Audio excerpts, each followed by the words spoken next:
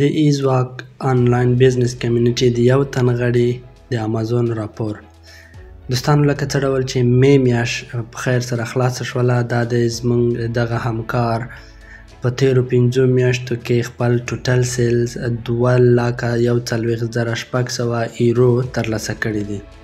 زموږ دغه ملګري په تیرو 9 میاشتو کې 365,500 ایرو سیلز کړی دی.